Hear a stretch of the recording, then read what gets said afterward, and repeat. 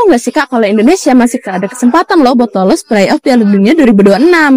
Tapi Indonesia harus jadi juara atau runner-up grup nih Kak untuk lolos ke Piala Dunia 2026.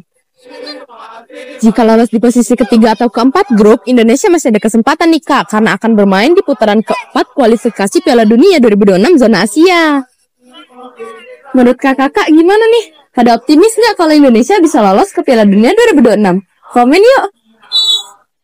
Sekarang ngerti kan kenapa Sinteyong pasang 5 back? Gini nih hasilnya, kebobolan sampai 5-1. Kasihan Martin Paes jadi nanggung semua serangan Australia yang bertubi-tubi. Sedangkan kita susah serang balik karena pertahanan Australia rapat banget. Respect banget sama Sinteyong, karena waktu ditanya soal pendapatnya akan kekalahan Indonesia, dia memilih no comment daripada menjelek-jelekan pemain atau Patrick Kluivert. Padahal mah kalau mau ketawa jangan ditahan coach. BTW nonton bola bisa tap link di bio.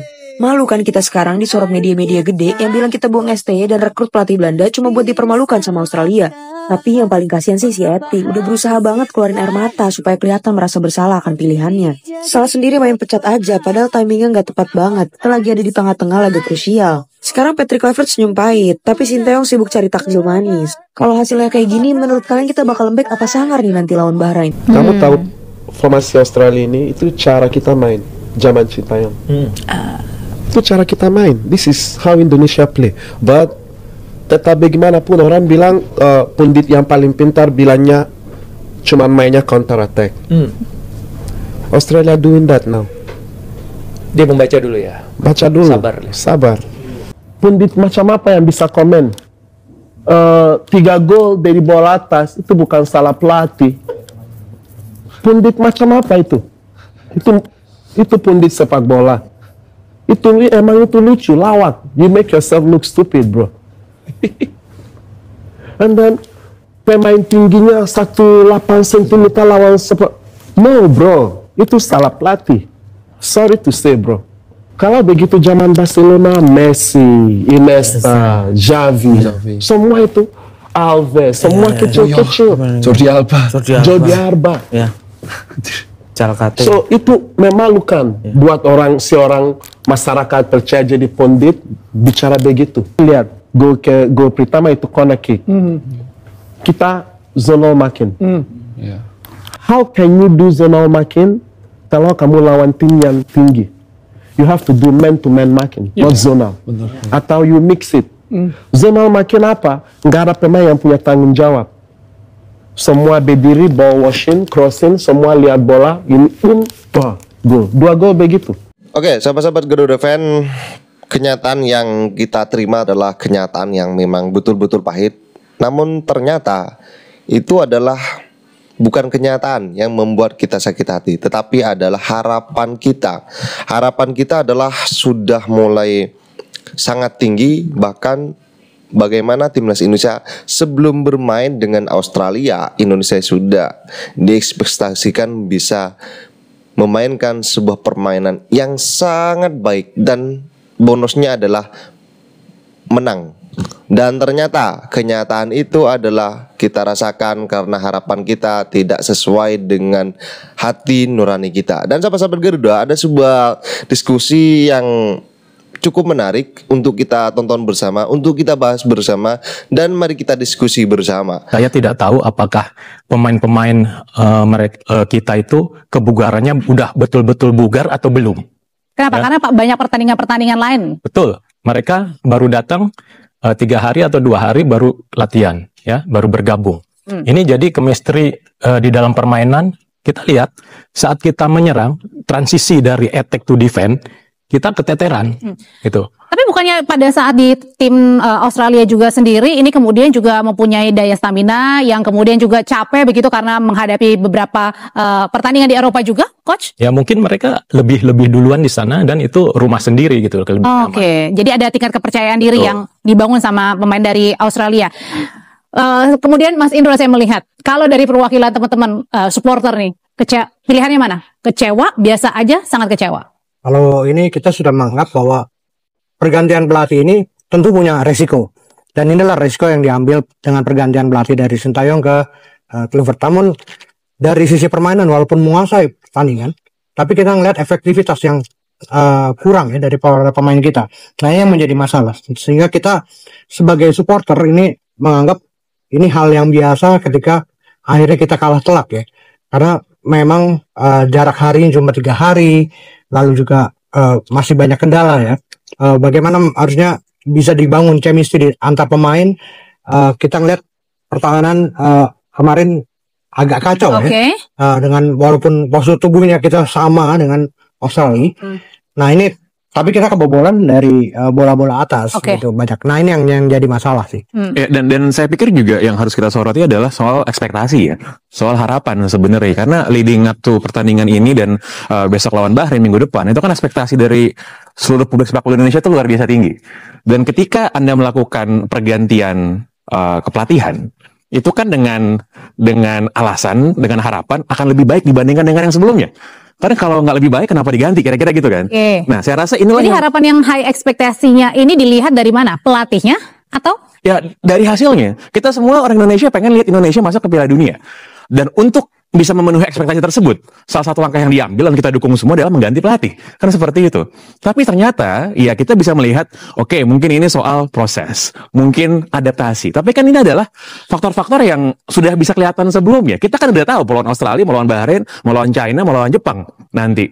Dan saya rasa inilah yang menjadi PR yang saya rasa dalam jangka waktu pendek ini harus diselesaikan. Karena kita minggu depan udah lawan Bahrain. Tapi kan masalahnya pada saat kemarin di era kepemimpinan dari Coach Shin juga pada saat lawan Australia kita juga baik bermain, di Bahrain juga baik begitu. Ya. Nah, terus yang sekarangnya? Ya, kan seluruh orang Indonesia bisa lihat kemarin kita mainnya kayak gimana kan, dan hasilnya kayak gimana gitu. Jadi kalau perkara Indonesia, supporter harus tetap dukung ketika menang, ketika kalah. Saya rasa orang Indonesia mah pasti dukung, selalu datang, nggak ada masalah soal itu. Tapi kita lihat ya bagaimana publik sepak bola Indonesia ini, ya supporter saya rasa juga, Mas Indro dan kawan-kawan dan semuanya, itu kan semakin teredukasi, semakin bisa melihat informasi itu bisa didapatkan dari mana aja. Dan saya rasa inilah yang pengen dilihat oleh para publik sepak bola Indonesia gitu, bahwa dukungannya ya ketika menang didukung, ketika kalah pun ada kritik-kritik yang saya rasa juga membangun di sana dan nggak ada salahnya gitu kalau misalnya kita berikan masukan. Kritik apa sebenarnya coach yang bisa coach berikan sebagai seorang pelatih juga nih? Ya, yang pasti kepercayaan dirinya harus ditingkatkan untuk pertandingan berikutnya dan menempatkan posisi main yang seperti mungkin sebelumnya.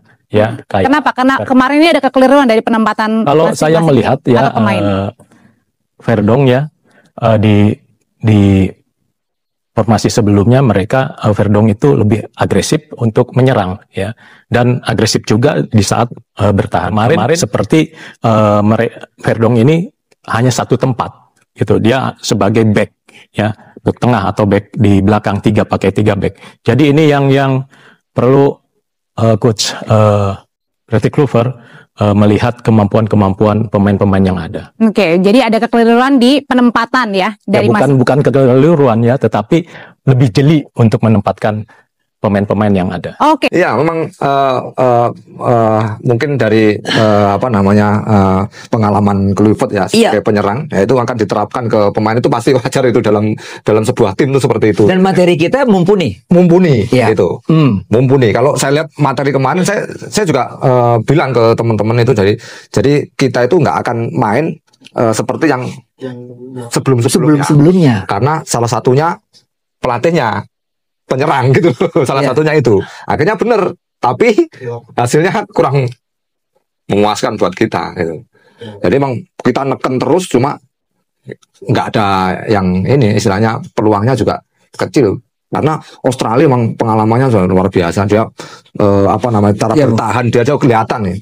Kelihatan banget cara bertahannya itu, formasinya tuh rapi banget. Terorganize dengan jadi nggak ada yang bocor tuh nggak ini. Jadi seorang pemain bisa mengatakan bahwa lawan kita itu memang tim yang udah jadi, tahu bagaimana bertahan ya. Iya, itu sangat luar biasa menurut saya. Jadi Australia itu walaupun main di kandangnya kan jarang. Tim yang main di kandang terus dia main seperti itu lebih counter attack. Jarang. Lagi Australia kan? Iya, jarang. Gitu. Bagus kemarin seperti itu, jadi dia lebih rapi untuk bertahan. Jadi menurut saya memikirkan pertahanan yang rapi dulu baru menyerang itu lebih bagus daripada ketimbang menyerang dulu baru bertahan. Itu. Dan itu yang dipakai STY sebelumnya kan, lebih pragmatis tetapi efektif dalam counter attack. Gitu. Dan dan kita lihat kalau Patrick sekarang kan berbeda. Ketika kita ketinggalan, dia seperti kebingungan di pinggir lapangan, Om Boy. Dia bingung apa yang dia harus lakukan, ya kan? Gitu. Masih mungkin lebih bagus Alex Pastur yang lebih kelihatan kan sih, tapi kelihatan kali dia plan B nggak jalan kan, begitu ketinggalan dengan 3-0 agak bingung di pinggir lapangan. Gitu. Dan memang mental kita sudah drop begitu 3-0. Drop. Udah anak-anak sudah bermain seperti Iya, kita menyerang pun kayak seperti udah kebaca, Bung. Kebaca. Iya, sudah kebaca. Kita mau main seperti apa kayak kita udah kebaca gitu loh. Jadi istilahnya kita ini udah mau ngapain udah diantisipasi. Ini kan pengalaman, ya kan? Itu. Mas Budi kan mengalami situasi-situasi seperti yang dialami oleh Marcelino, dialami oleh Tom Hai itu dialami. Melepas dalam situasi seperti itu gimana sebenarnya harus dilakukan oleh pemain? Ya monoton lagi seperti yang diperintahkan pelatih atau berbuat sesuatu gimana? Ya emang harusnya kita yang punya inisiatif sendiri ya. Sebagai striker nih. Sebagai striker inisiatif sendiri supaya kita bagaimana kita bisa mendobrak. Yang pertama itu biasanya kita menciptakan peluang. Itu. Yang penting bagaimana kita bisa menciptakan peluang dulu. Itu gol nggak gol itu dulu. Untuk menciptakan peluang. Tapi kalau kita peluang aja nggak ada, apalagi gol kita kan. Seperti itu. Jadi bagaimana caranya kita berusaha untuk menciptakan peluang dulu, walaupun itu nggak gol, kita bikin lagi. Semakin banyak menciptakan peluang, pasti nanti ada chance untuk gol. Untuk gol pasti ada. Iya. Sebagai seorang striker. Kemarin itu, kita melihat Ole kerja keras. Benar, itu. Tidak menyerah, fighting spirit yang tinggi, tapi sayang dia kehilangan Ragnar di situ. Sehingga Mas Bud melihatnya duet dia dengan Struijk bagaimana, kemarin ini? Kalau sebenarnya gini, kalau kehilangan Ragnar enggak juga ya. Jadi siapapun itu sebenarnya, siapapun itu yang bisa mensupport itu dia butuhkan. Karena kemarin itu saya lihat yang support dia itu kayak dia bertahan dia ke belakang, ya kan? Ke belakang, kadang dia ke tengah, kadang dia ini. Karena apa? Yang support dia nggak dapat bola istilahnya gitu. Otomatis ya kalau nggak dapat bola, istilahnya di depan dia nggak dapat bola, otomatis dia ke samping ke ini, akhirnya dia juga kehilangan tenaga gitu loh. Apalagi pemain biasanya pemain top striker itu dia hanya juga cari peluang untuk bagaimana bisa mencetak gol. Tapi supportnya ada. Karena supportnya nggak ada, dia otomatis turun cari bola. Kan gitu. Seperti itu. Akhirnya juga susah. Apa sudah kita bahas ya. Dan tim pelatih udah pasti banyak dengan catatan semuanya. Nah, Bahrain hari Selasa nanti, Mas Budi punya pengalaman, ya kan?